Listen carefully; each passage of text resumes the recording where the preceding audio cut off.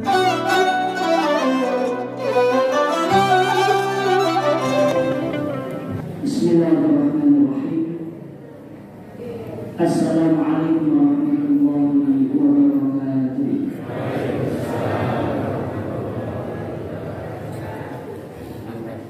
Innal hamdalillah nahmaduhu wa nasta'inuhu wa nastaghfiruh. Wa na'udzu billahi min shururi anfusina wa sayyiati a'malina. May yahdihillahu fala mudilla lahu wa may yudlil fala hadiya lahu. Asyhadu an la ilaha illallah wahdahu la syarika lahu wa asyhadu anna Muhammadan 'abduhu wa rasuluh.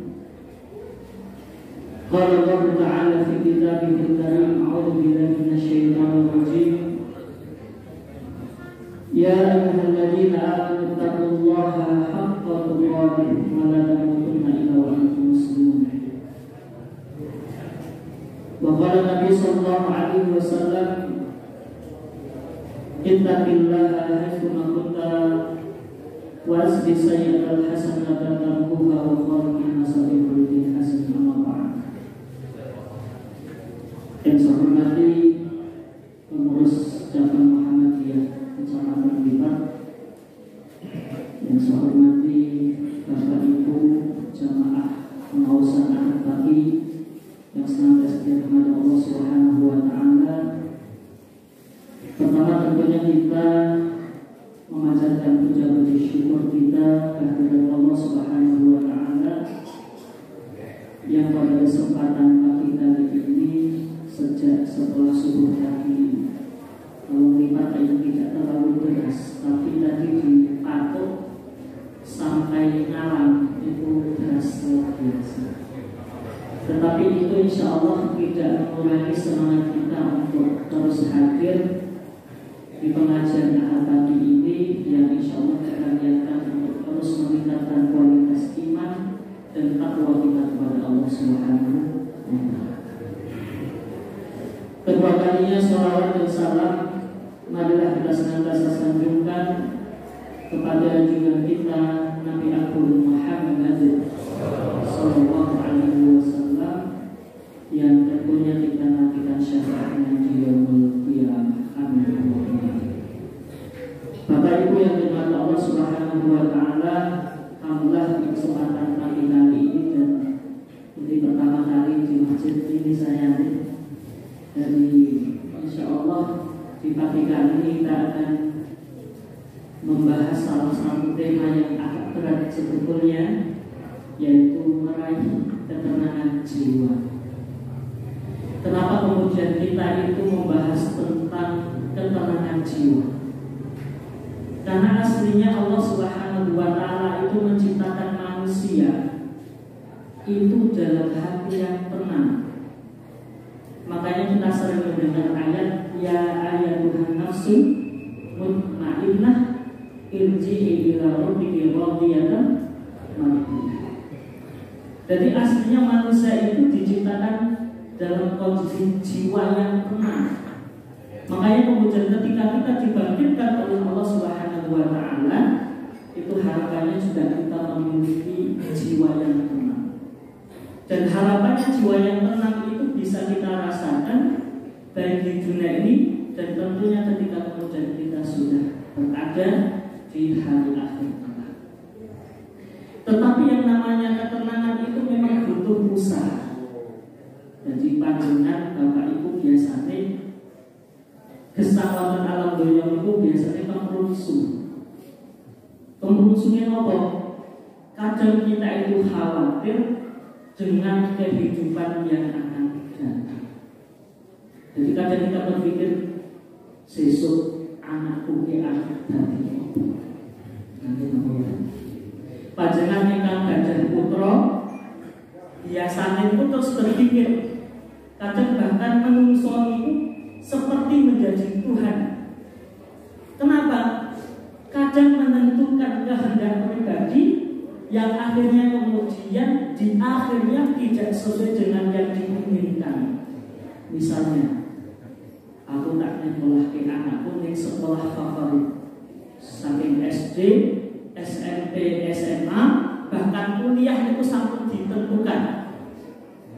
kadang rampung kuliah boten kados ingkang dipun pilih. Jadi kadang menungso niku ada kekhawatiran bahwa suatu saat itu ada sesuatu yang kita khawatirkan dari kehidupan ini. Nah, yang ini kadang mengalahkan tawakal kita kepada Allah Subhanahu wa Ta'ala. Jadi memang setan itu luar biasa ketika membisiki manusia itu dengan janji-janji yang menakutkan. Di dalam ayat dikatakan wa ya'idukumul faqra wa ya'murukum bil fahsya. Jadi yang namanya setan itu membisiki manusia itu dengan apa? Al-faqr. Jadi membisiki manusia itu dengan kefakiran. Makanya kemudian banyak orang yang dia takut kalau kemudian hari dia itu tidak punya apa-apa dari materi.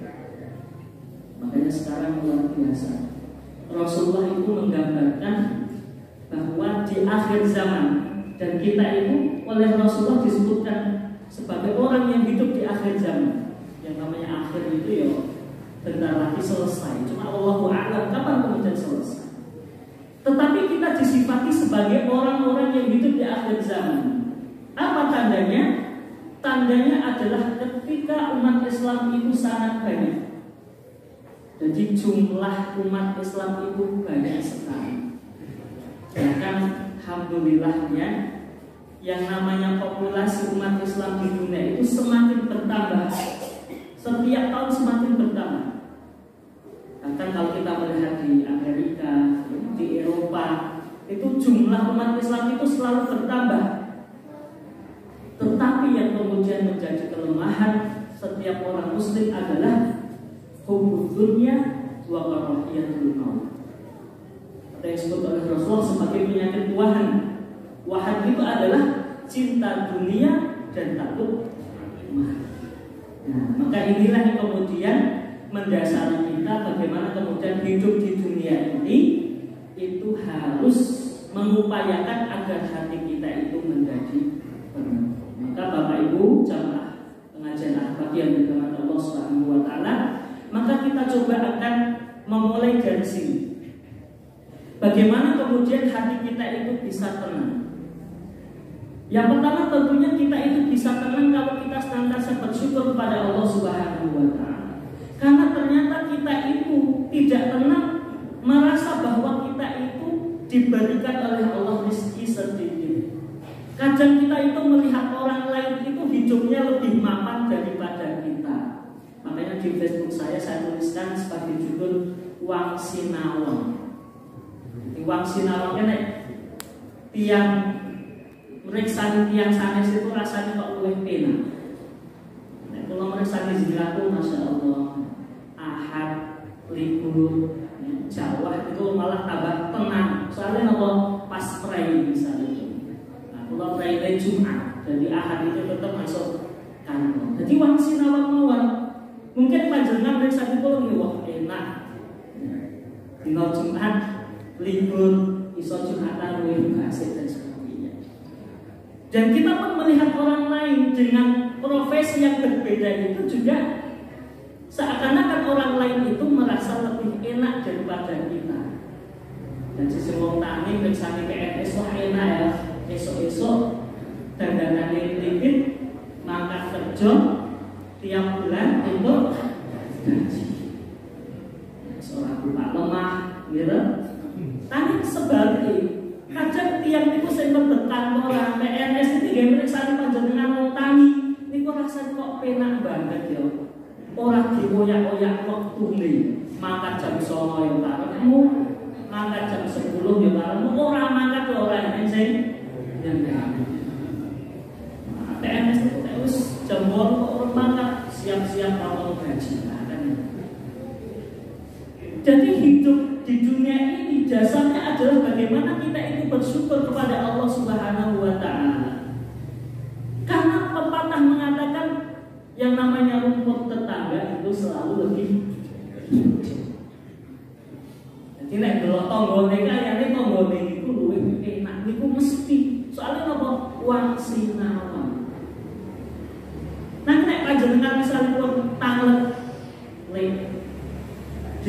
Pak, apa panjenengan itu enak dan sebaliknya, Pak jenengan ini ada wong tani itu pripun.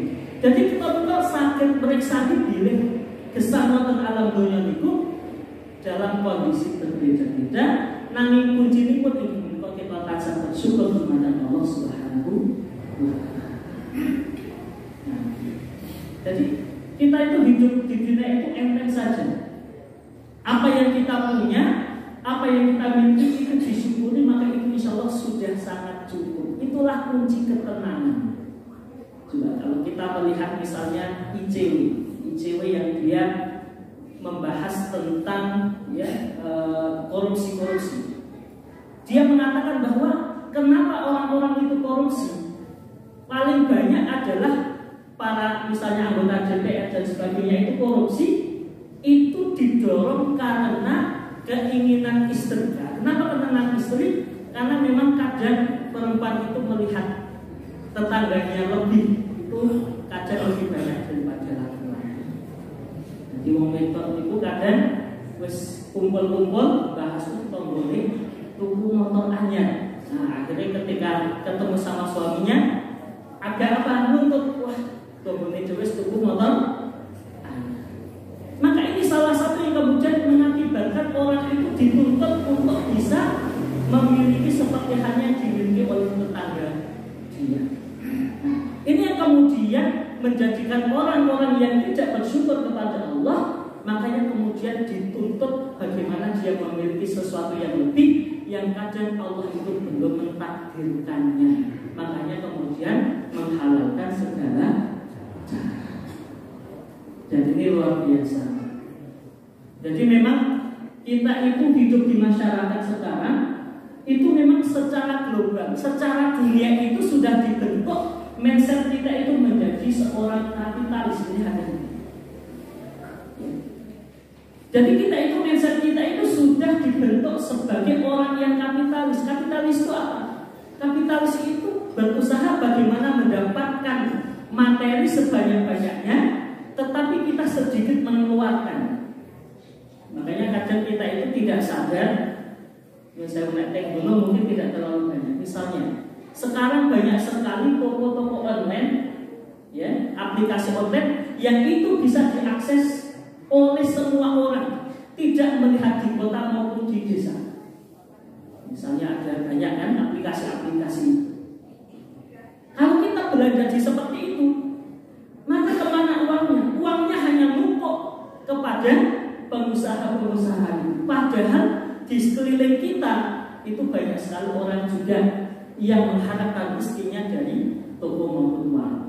Misalnya sudah ada lokmat. Jadi ini sebagai contoh bahwa kita itu memang sudah dibentuk sebagai orang-orang yang memiliki sifat kapitalis, dan ini kadang merusak perekonomian di masyarakat. Jadi kalau ada bahasa yang namanya yang kaya semakin kaya, yang miskin semakin miskin, itu karena memang sistem kehidupan secara global itu sudah dibentuk seperti itu. Makanya karena kita sudah hidup seperti itu, sistemnya seperti itu, maka kita juga dituntut bahwa saya itu juga harus seperti dia dan sebagainya. Yang kadang kemudian menafikan kesyukuran kita kepada Allah Subhanahu wa Ta'ala. Jadi pertama itu syukur. Kita sudah punya rumah, alhamdulillah punya rumah. Walaupun belum misalnya seperti yang lain, belum lantai 2, sudah kita syukuri. Masih banyak orang-orang yang di bawah kita. Itu kesyukuran kita. Itu kesyukuran. Karena kesyukuran itu tentunya datang dari hati kita. Makanya Allah Subhanahu wa Ta'ala berfirman di dalam Al-Quran, "Walladzi anzala sakinata fi qulubil mu'minin liyazdadu imanan ma'a imanihim." Bahwa Allah Subhanahu wa Ta'ala dialah yang menurunkan ketenangan. Dari sakinah di dalam Al-Quran itu kebanyakan maknanya adalah ketenangan. Kepada siapa Allah Subhanahu wa Ta'ala menurunkan ketenangan? Fi qulubil mu'minin, kepada hati orang yang beriman. Jadi aslinya kita itu sudah diberikan keunggulan daripada orang-orang yang tidak beriman, yaitu kita diberikan ketenangan itu. Tetapi ketenangan itu tidak bisa kita dapatkan kalau kita pertama tadi tidak pernah bersyukur kepada Allah Subhanahu wa Ta'ala. Dan kita coba, kalau kita melihat orang lain diberikan rezeki, justru kita bersyukur, alhamdulillah tetangga saya diberikan rezeki yang lebih. Mudah-mudahan saya diberikan setelah dia dan sebagainya. Jadi Allah itu senang dengan orang-orang yang selalu berhusnudzon. Jadi justru kalau orang itu hasad itu nggak bagus. Salah satu yang kemudian membuat hati kita sakit adalah hasad. Hasad itu iri. Jadi orang itu ketika iri itu menjadi rusak hati kita. Karena hati itu oleh para ulama dibagi menjadi 3. Jadi hati itu menjadi 3, dibagi menjadi 3. Yang pertama adalah qalbun salim, yaitu hati yang sehat. Oleh para ulama dikatakan hati yang sehat itu di mana hati itu senantiasa taat kepada Allah Subhanahu wa Ta'ala dan tidak condong kepada kebatilan. Jadi kita semangat taat kepada Allah, semangat ibadah, semangat amal soleh, itu tandanya hati kita itu sehat. Dan ternyata oleh Allah Subhanahu wa Ta'ala dikuatkan lagi, yauma la yanfa'u malun wala banun illa man atallaha biqalbin salim. Jadi pada hari kiamat kelak tidak ada yang berguna, baik itu harta, baik itu anak-anak, kecuali yang berguna adalah illa man atallaha biqalbin salim, yaitu orang yang datang kepada Allah dengan hati yang sehat. Jadi oleh para ulama dikatakan bahwa hati yang sehat adalah hati yang dia semangat untuk taat kepada Allah dan dia tidak ingin melakukan kemaksiatan, termasuk mencari rezeki yang halal. Itu adalah hati yang sehat. Kadang kita kan oleh klinik utawi puskesmas kan cuma ingin cek kesehatan fisik. Aku ingin mumet sedino tak ada puskesmas. Tapi kita kadang lupa ngecek hati kita. Apakah hati kita itu sehat atau tidak? Kalau kita kemudian senantiasa taat kepada Allah, bahkan di dalam pikirannya, di dalam hatinya tidak ingin melakukan kemaksiatan, menandakan bahwa hati kita itu sehat. Tetapi hati yang kedua dikatakan oleh para ulama adalah qalbun mayyit, hati yang sudah mati. Nah, ini ada. Bagaimana kita menandakan hati yang sudah mati? Oleh para ulama dikatakan hati yang sudah mati adalah orang-orang yang tidak mau untuk mengerjakan kebaikan. Jadi dikasih tahu itu biasanya ngekel. Orang sholat ngomong yuk sholat wajib, orang tahu melakukan. Itu kadang disebutkan oleh para ulama sebagai qalbun mayyit. Hatinya itu sudah mati. Jadi ibaratkan mati ya dia sudah tidak ada kemanfaatan bagi orang lain maupun pada dirinya. Nah, yang ketiga ini disebutkan oleh para ulama adalah sebagai qalbun marid ataupun hati yang sakit. Hati yang sakit itu dia taat kepada Allah tetapi masih melakukan hal-hal yang tidak dibenarkan di dalam Islam. Makanya dia mungkin masih sholat tetapi maksiat jalan terus. Makanya dia hatinya itu yang masih ada ketaatan tetapi juga masih melakukan kemaksiatan. Itu namanya hati yang sakit. Tetapi hati yang sakit ini itu masih bisa ada dua kemungkinan. Kalau dia semangat untuk senantiasa taat kepada Allah, maka kemudian hatinya bisa menjadi sehat. Tetapi kalau dia tidak pernah diingatkan, dia tidak punya motivasi semangat untuk lebih baik lagi, maka bisa jadi yang sakit itu bisa menjadi mati. Nah, maka oleh para ulama itulah hati. Makanya oleh Allah Subhanahu wa Ta'ala aslinya kita sebagai orang yang beriman itu sudah diberikan ketenangan di dalam hati kita. Wa anzala sakinata fi qulubil mu'minin. Jadi yang menurunkan ketenangan di dalam hati kita adalah Allah Subhanahu wa Ta'ala. Jadi pertama agar ketenangan hati kita itu pertama kita harus senantiasa bersyukur kepada Allah Subhanahu wa Ta'ala.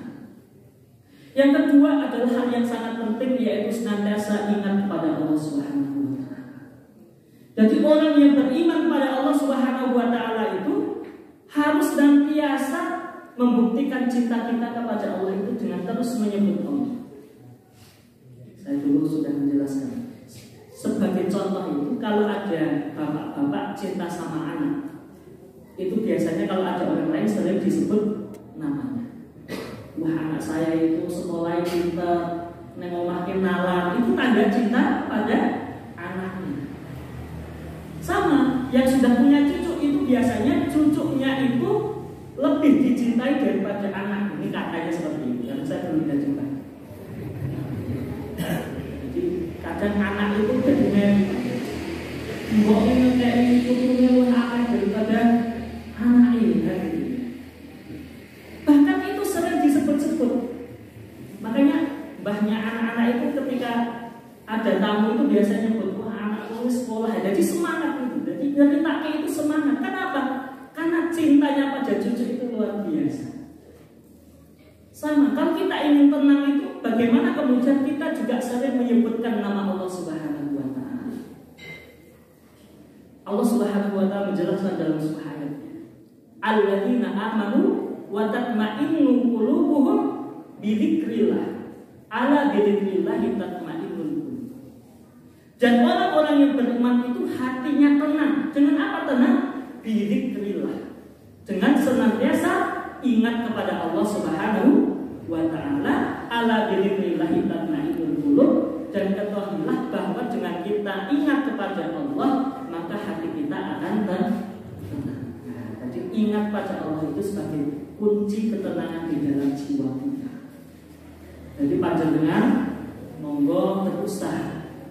Saya juga berusaha bagaimana kehidupan ini bisa tenang. Salah satunya kita itu istiqomah di dalam kita zikir kepada Allah.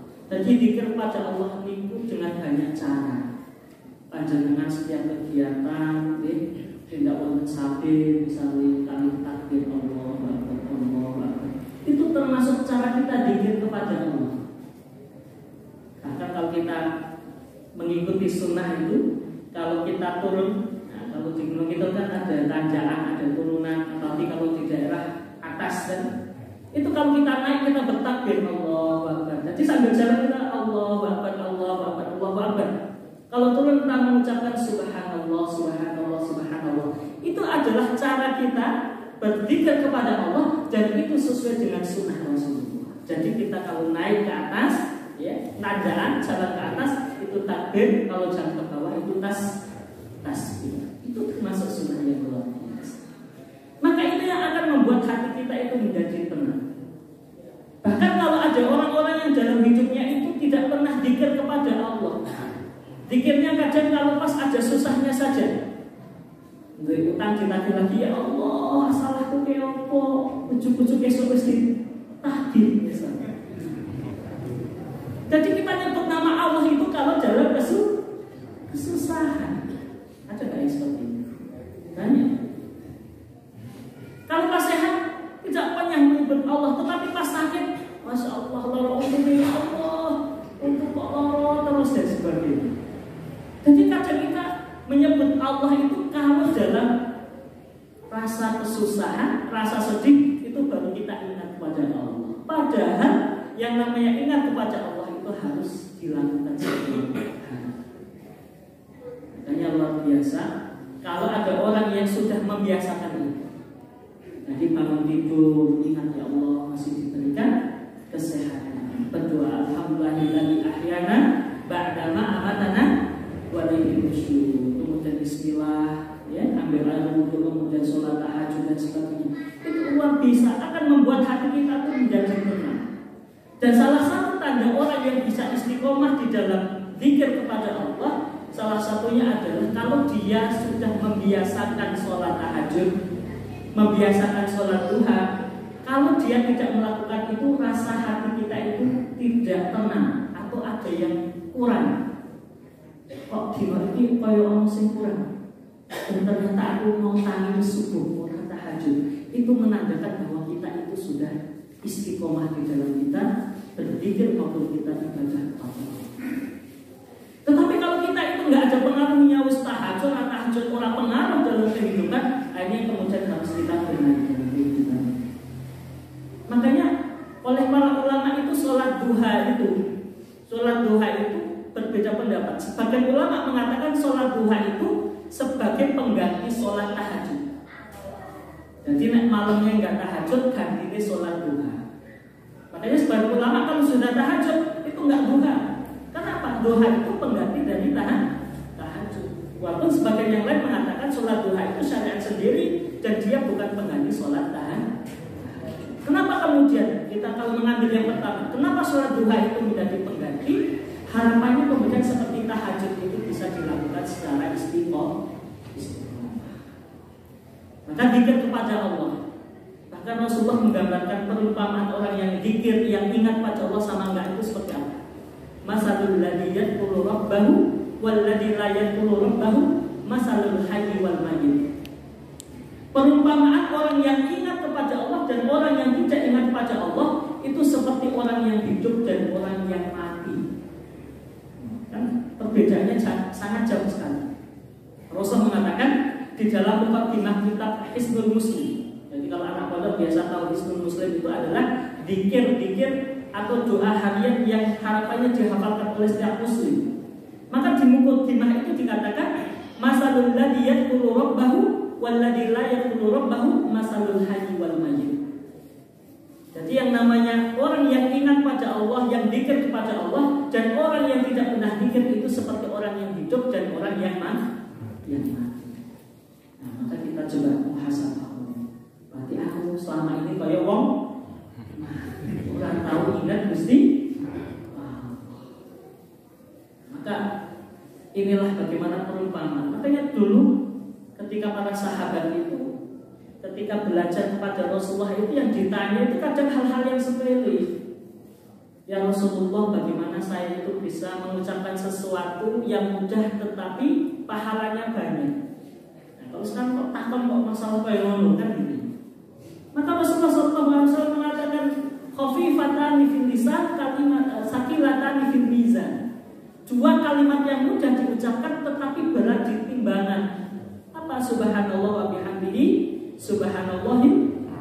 Jadi sahabat itu menanyakan itu kalau sekarang mungkin kalau di zaman kuliah takut kok tidak berkelas gitu ya.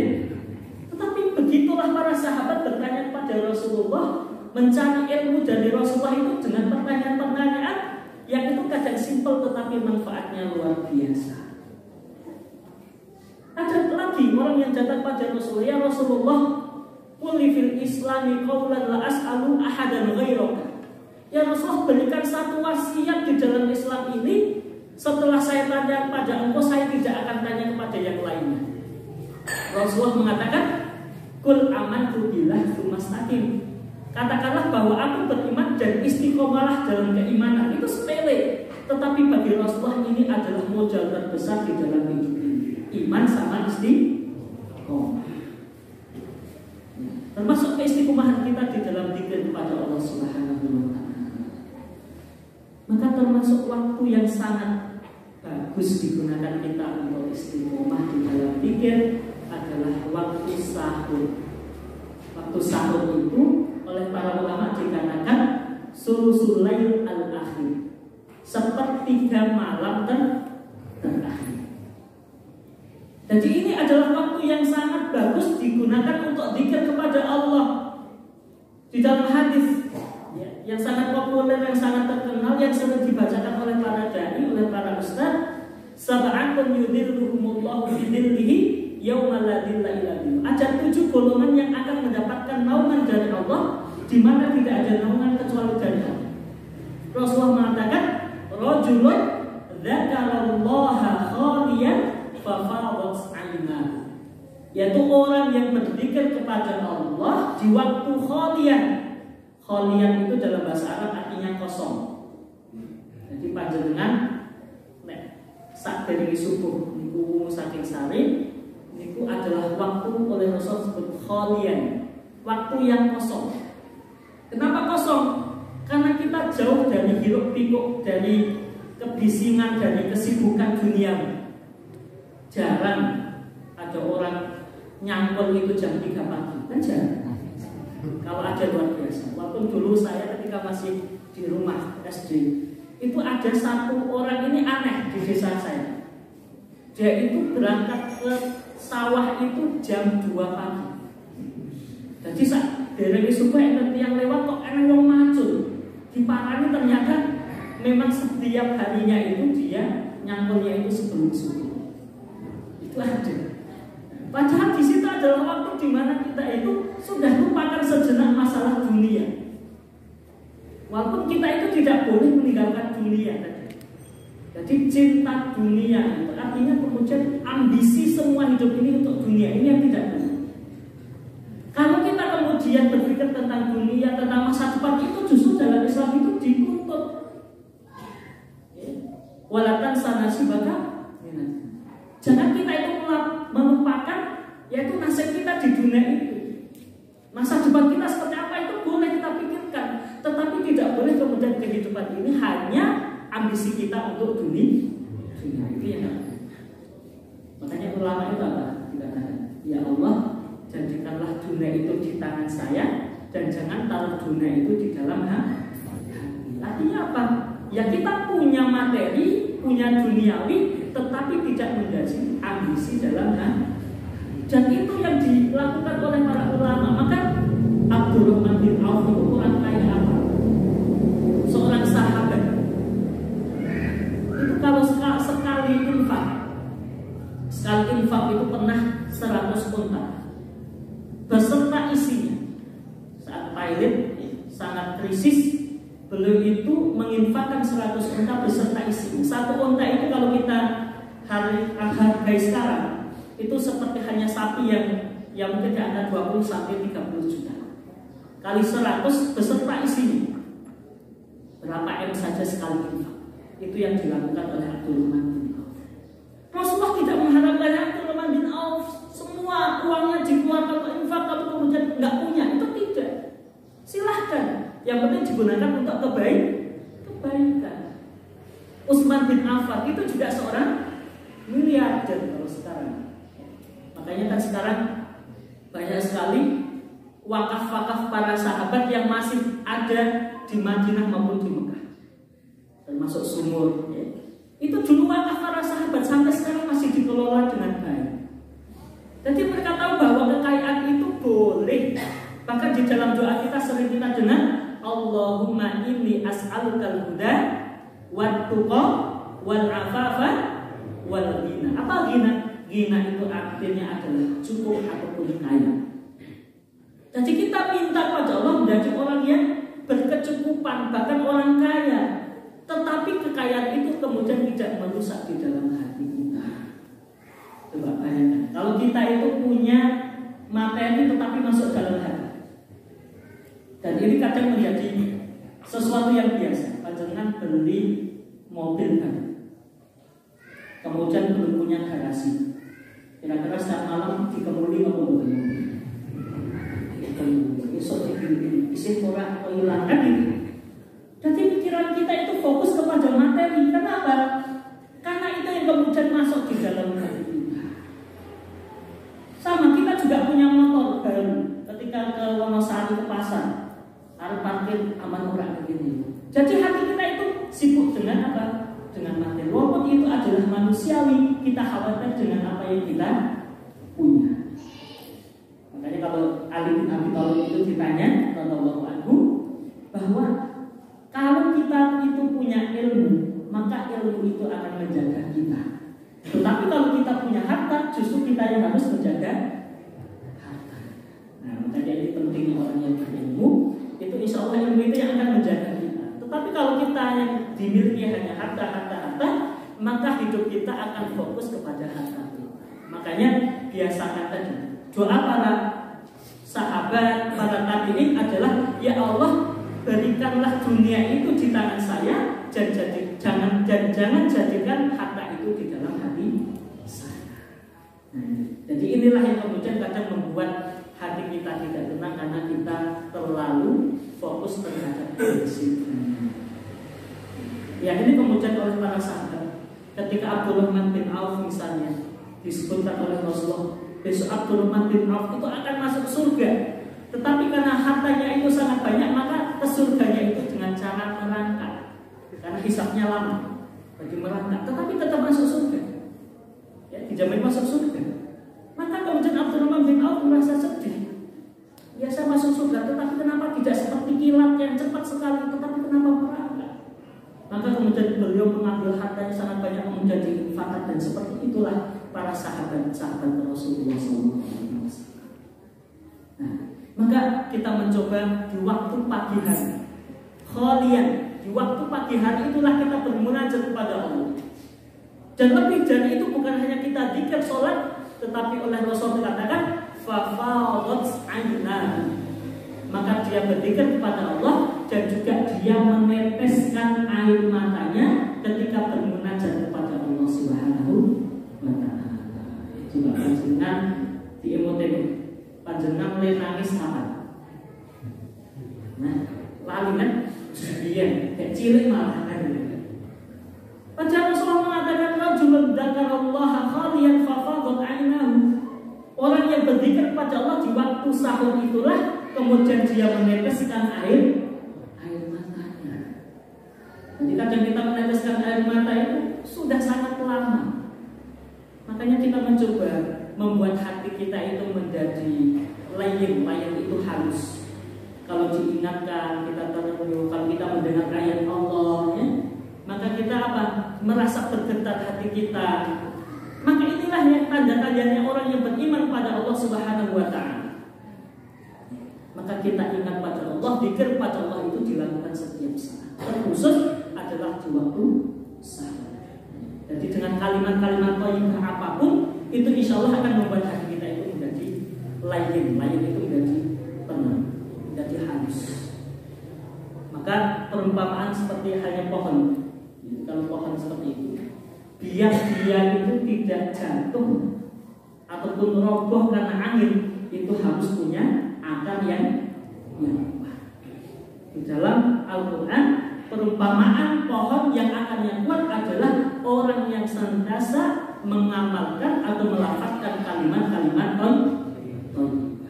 Jadi kalimat dikir-dikir itu diucapkan, maka diumpamakan oleh Allah seperti pohon yang akarnya sangat kuat.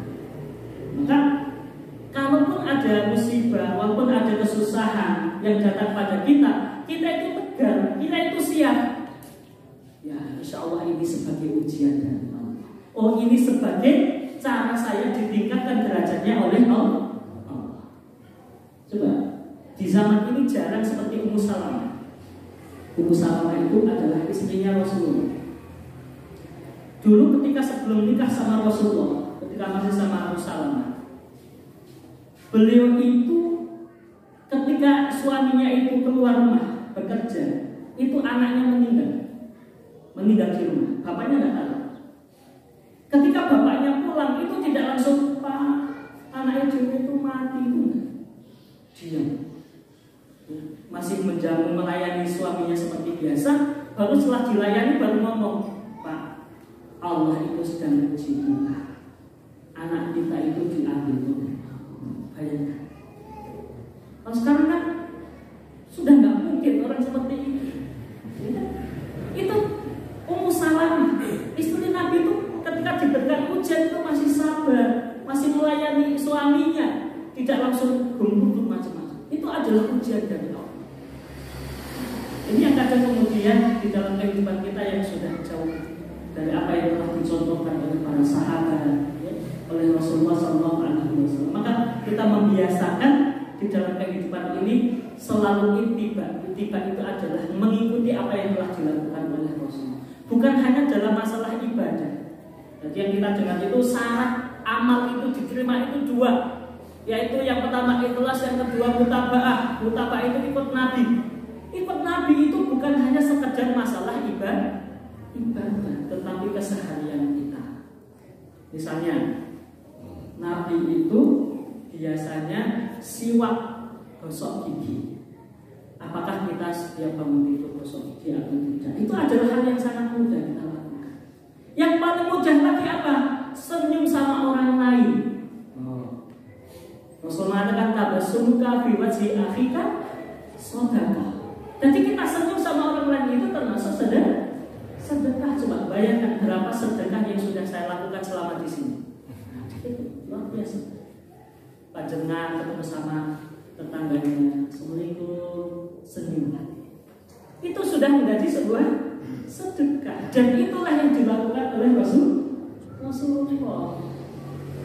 Makanya banyak sekali para sahabat yang menggambarkan bahwa mereka itu sangat senang menatap wajah Rasulullah. Kenapa? Karena beliau itu selalu basam. Basam itu adalah wajah yang selalu diselimuti oleh senyum.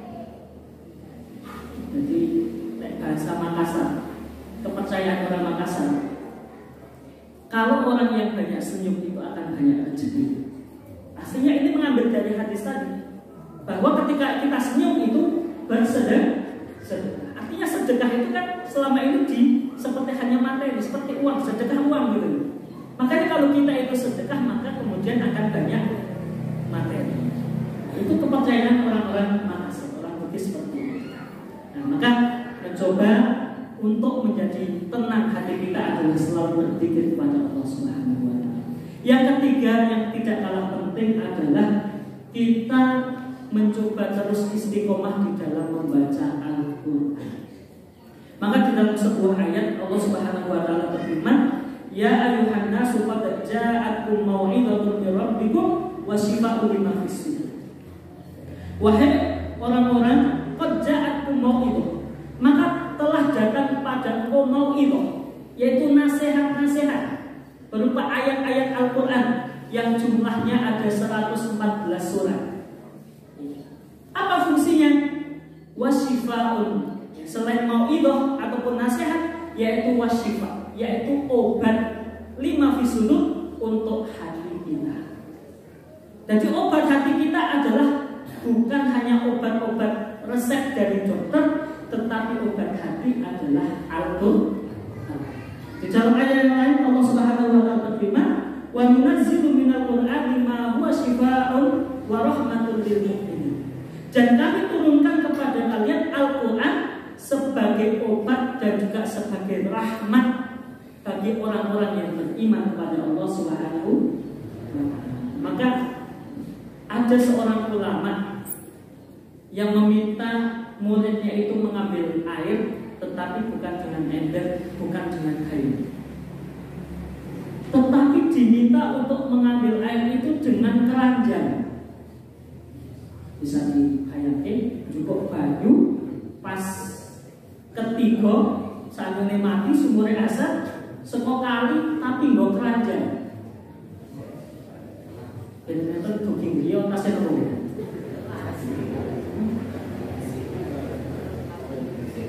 Maka seorang alim tadi, seorang guru tadi meminta anaknya atau muridnya ini untuk mengambil dari air tadi dengan keranjang. Bukan diambil sebelum sampai rumah dan ambil terus seperti itu. Kemudian bertanya kepada guru, wahai guruku, kalau saya mengambil air dengan keranjang, yang pasti saya tidak akan pernah dapat air ini, nggak pernah sampai rumah. Apa kata seorang alim tadi? Guru tadi mengatakan bahwa dan itulah perumpamaan kita itu membaca Al-Quran. Walaupun kita itu kadang tidak paham maknanya, karena yang ada di masjid-masjid itu biasanya nggak ada terjemah. Walaupun ada terjemah, tulisannya kecil-kecil tidak bisa dibaca. Iki maksudnya omong nggak apa-apa, panjenengan baca terus. Karena seperti tadi keranjang yang untuk ngambil air tadi, walaupun dia tidak ada airnya, tetapi keranjangnya tetap basah. Artinya hati kita itu akan selalu basah dengan kita ingat pada Allah, selalu membaca Al-Quran tadi. Paling bagus ya dengan tadabbur. Tadabbur itu adalah kita menghayati ayat, kemudian juga kita memahami maknanya, setelah itu kemudian kita amalkan. Makanya para sahabat itu kalau belajar kepada Rasulullah tidak melebihi 10 ayat. Nah, kita kan belajar nek ora akeh kira satu ora marung. Seorang muda-muda sewingin juz siji wae. Para sahabat itu belajar Al-Quran itu tidak melebihi 10 ayat. Kenapa? dihayati, mudah ditadaburi, dan insya Allah mudah diamalkan. Makanya kalau di Muhammadiyah kan kita sering mendengar kisahnya Kiai Haji Ahmad Dahlan ketika ngajari surat Al-Ma'un, ketika mengatakan, apakah kamu tahu siapa orang yang mendustakan agama? Setiap ketemu pengajar kok bahas Al-Ma'un terus. Diprotes sama muridnya, Kiai, masa kita hanya belajar surat Al-Ma'un? Al-Quran itu ada 114 surat. Dibalik, kalau kalian ingin nambah, apakah kalian sudah melakukan apa yang telah kalian pelajari? Ya belum. Ya sudah, sekarang sebelum kita naik lagi ke tingkatan berikutnya, sudah amalkan dulu. Makanya kemudian para santri itu mencari orang-orang yang tidak mampu, orang yang tidak bisa makan dikasih makan, orang yang terlantar dibawa kemudian diasuh, diberikan pendidikan dan sebagainya.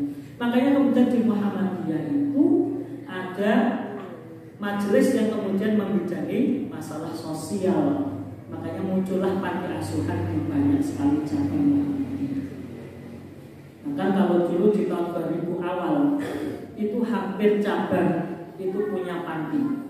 Di Magelang itu setiap cabang itu punya panti asuhan di tahun 2000-an. Setelah itu karena tren pondok pesantren sudah mulai muncul di pertengahan 2000-an, maka kemudian berubahlah panti itu menjadi pondok pesantren plus panti asuhan. Yang sekarang kemudian panti asuhan itu sudah sangat sedikit dibandingkan pondok pesantren itu. Maka kalau di Prambanan yang paling lama di panti asuhan yang paling lama itu di Prambanan, termasuk yang juga sukses sampai sekarang secara materi dan sebagainya sangat bagus. Maka inilah yang kemudian diajarkan oleh Kiai Haji Ahmad Dahlan, yaitu membaca Al-Quran, kemudian menghayati sampai kemudian mengamalkan. Sama dengan kita. Aslinya kita dituntut juga bagaimana kita membaca Al-Quran juga sampai kita mengamalkan Al-Quran. Minimal adalah kita membaca Al-Quran seperti tadi, keranjang yang dia mengambil air walaupun tidak berisi air tetapi tetap insya Allah dengan seperti itu hati kita juga akan tenang kalau kita senantiasa membaca Al-Quran. Jangan Al-Quran itu dimuseumkan.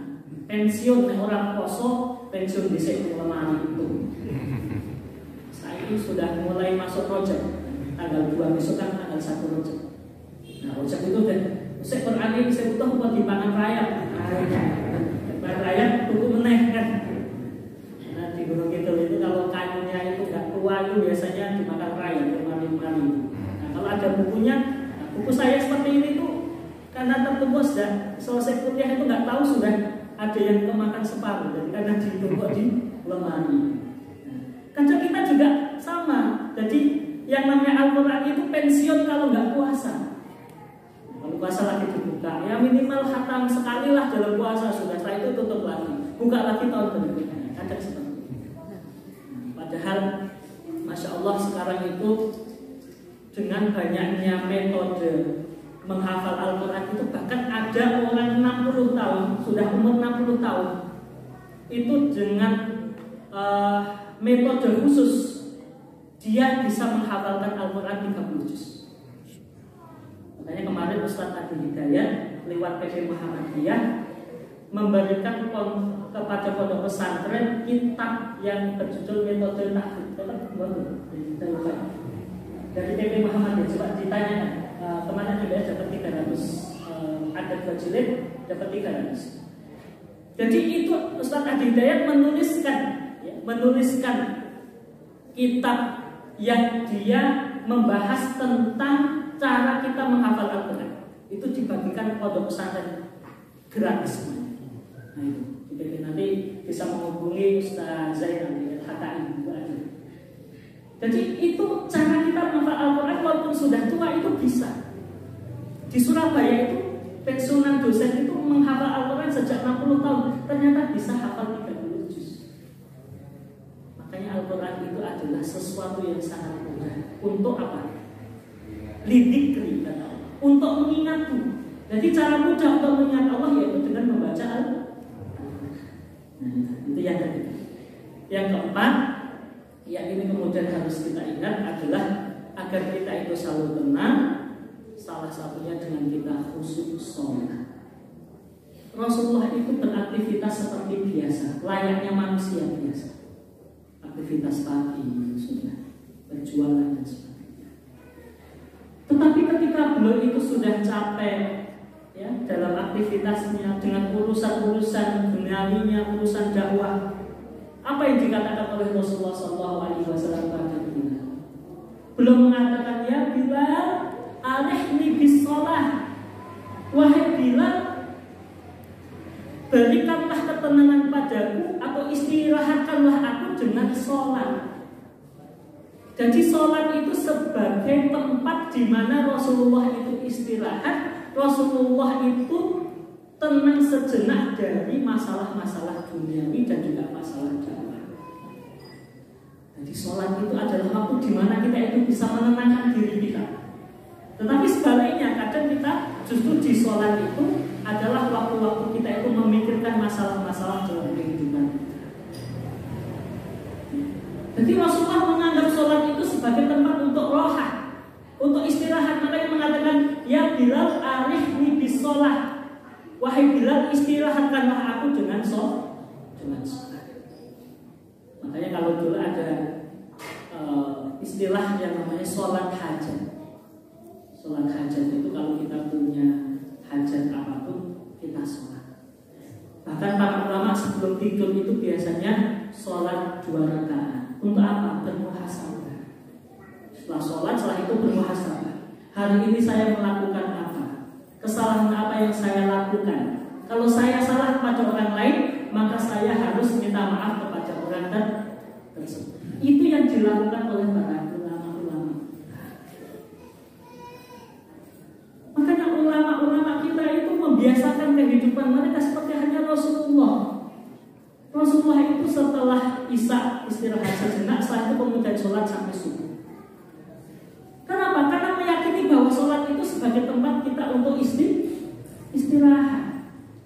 Kalau kita menganggap sholat itu beban, ya berat. Mikir waktu, kalau sholat tahajud, kalau witir 11 rakaat. Nah, 1 rakaat bacanya misalnya surat Amma ya tas'alun, berarti saya butuh berapa menit? Surat bayang, berarti saya minimal 1 jam.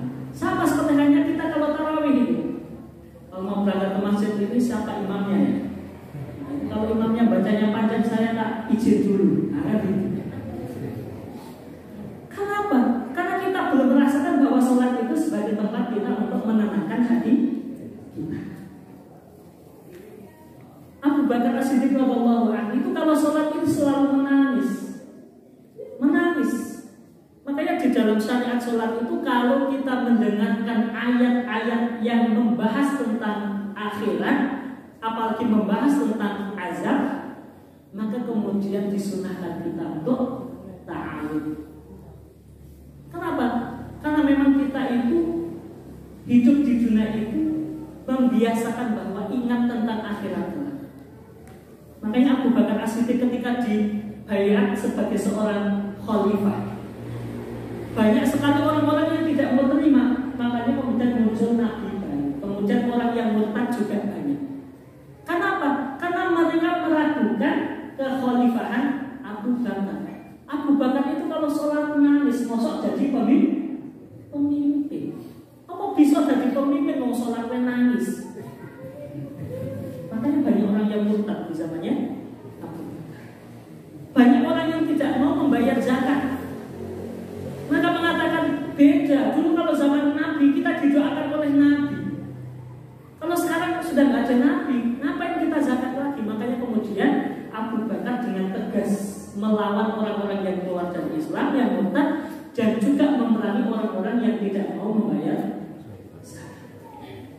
Jadi zakat dulu itu diambil. Kalau sekarang kan nunggu di masjid. Kalau sekarang kan takmir pengumuman di masjid. Maka Bapak Ibu ingkang badhe bayar zakat, insyaallah dipun terus untuk jam setunggal. Orang percaya wis. Padahal kalau di dalam ayat apa? Khudh min amwalihim shadaqatan. Ambillah dari harta mereka sedekah.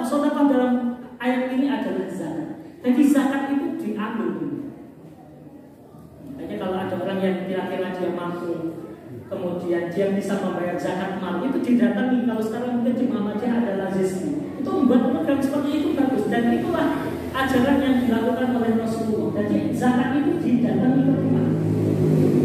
Yang saya Pak Bu, panjenengan tahun ini dapat pikantuk pendapatan itu. Aku tahun ini 100 juta, jadi 100 juta. Panjenengan baca utang apa mboten? Itu, berarti ini tasih 8 dosa itu. Berarti panjenengan wajib bayar zakat mal. Ditungke 2,5% dari 80 juta. Itu cara mengambil zakat di zaman Rasul. Makanya di zaman Abu Bakar tahu ini ada orang yang bangkang, yang tidak mau bayar zakat. Kenapa? Karena zakat itu diambil, didatangi satu-satu. Nah, kalau ditunggu di masjid ya mungkin ini sudah zakat yang lain. Tidak ditabayunkan, tidak ditanya dari zakat atau belum Pak. Itu kan tidak ditanyakan. Maka inilah yang kemudian membedakan apa yang dilakukan oleh para sahabat khususnya di zaman Abu Bakar dan juga di zaman sekarang. Maka kita mencoba sholat ini sebagai wasilah kita untuk selalu menenangkan diri kita. Bahkan panjenengan ketika mendapatkan musibah ujian biasakan untuk sholat. Jadi nangis panjenengan itu ya di sholat itu. Ya Allah, berikanlah solusi, berikanlah jalan keluar dari masalah. Di sholat itu. Jangan kita itu update status WA, emosi gambar ini gambar nangis. Gambar langsung lagi duit nangis, gambar emosi. Sopo sing arep respect? Sopo sing arep bagi? Kenapa? Karena kita yakin bahwa yang memberikan semua dari rezeki itu adalah Allah. Panjangan tidak usah ragu. Karena orang itu tidak berpengaruh antara ilmu, ya, profesi dengan harta itu kadang tidak ngaruh. Kenapa? Karena hewan pun yang tidak bekerja itu tetap punya rezeki. Misalnya ada cicak itu, makannya nyamuk, padahal nyamuk itu terbang, cicak tidak bisa terbang. Kok cicak mangan nyamuk? Kan betul logis. Sing mebul kok dipangan seorang mabuk, kan tidak logis. Tetapi bagi Allah itu sangat mudah dan Allah memberikan rezeki kepada makhluknya itu seperti tadi. Wong ora kerja saja itu nek masih diberikan rezeki tetap bisa makan. Bahkan hewan melata wa ma min dabbatin fil ardi illa 'alallahi rizquha. Bahkan binatang yang melata ya, seperti ulat dan sebagainya itu tetap ada rezeki. Apalagi kita yang diberikan oleh Allah akal. Nek orang dekat ya minimal utang bisa tandani akan bisa makan. Kadang kita itu sudah ada makanan tinggal ngeplok tuku bakso lagi disendok kesenggol anaknya tiba akhirnya orang kacang yang sudah di depan mulut kalau itu belum rezekinya tetap tidak bisa tetapi kalau udah rezekinya walaupun kadang tidak ada yang kita duga-duga ujuk-ujuk ada yang datang. Pak, assalamualaikum, ini ada syukuran, ini sekedek nasi dan roti. Itu kan kadang tidak kita duga-duga. Tetapi Allah mengurusi rezeki bagi seorang hamba itu sangat mudah. Maka 4 hal ini insya Allah yang kemudian akan membuat kita itu tenang dalam kehidupan ini. Jangan sampai kemudian kita itu hidup itu ngobrol terus, rasanya sedih terus, omongnya sedih meratapi nasib. Nah itu sangat tidak bagus bagi seorang muslim. Allah Subhanahu wa taala mengatakan wala tahinu wala tahzanu wa antumul a'launa in kuntum mu'minin. Janganlah kamu sedih, janganlah kamu risau, janganlah kamu gelisah. Sesungguhnya kamu adalah orang-orang yang paling tinggi di hadapan Allah jikalau kamu orang yang beriman. Jadi kita itu nggak boleh sedih kata Allah. Wala tahinu wala tahzanu. Nggak boleh sedih, nggak boleh gelisah, nggak boleh susah. Karena kita menjadi orang yang mudah-mudahan ditambah dengan kita selalu bersyukur, kita zikir kepada Allah, istiqomah membaca Al-Quran, ditambah kita menjadikan sholat sebagai tempat kita untuk menenangkan hati. Insya Allah kita akan hidup ini dengan hidup yang tenang. Mudah-mudahan kita saling mendoakan satu sama lainnya, dan kemudian kita diberikan keberkahan oleh Allah Subhanahu wa taala. Hidup ini adalah adalah tempat untuk kita berjuang, dan perjuangan ini tidak berakhir di dunia tentunya, tetapi perjuangan itu akan kita rasakan di akhirat. Maka salah satunya majelis ilmu seperti ini yang harus kita istiqomahkan. Disinilah kita saling menasehati, kita saling mengingatkan satu sama lainnya. Kalau Rasul mengatakan innamal mar'u man ahabba, seorang itu akan bersama orang yang dia cintai. Maka kita katakan di dalam majelis seperti ini, kita semuanya cinta kepada Allah, dan kita juga saling mencintai satu sama lainnya. Maka kemudian di akhirat kelak orang-orang seperti ini kan akan dikumpulkan oleh Allah kalau zaman sekarang di kapleng yang sama. Jadi nanti dilihat siapa yang belum datang, siapa yang belum terlihat, dan satu sama lainnya bisa memberikan syafaat. Ya Allah, saya tuh punya teman yang dulu sama-sama ngaji di Ahad pagi kok belum kelihatan. Ya Allah, berikan saya kesempatan untuk memberikan syafaat kepada dia. Allah bisa mengizinkan itu dan bisa membawa temannya itu masuk ke surga. Jadi inilah sebagai wasilah kita untuk bisa, kalau kita sholat doa Rabbana atina fid dunya hasanah wa fil akhirati hasanah wa qina adzabannar, adalah dengan kita terus punya jamaah-jamaah yang saling mengingatkan satu sama lain. Ini saja mungkin yang dapat saya sampaikan. Kurang lebihnya mohon maaf. Kalau ada kesempatan sholat kita sambung di lain kesempatan. Aku qouli hadza wa astaghfirullah wa lakum. Wassalamualaikum warahmatullahi wabarakatuh.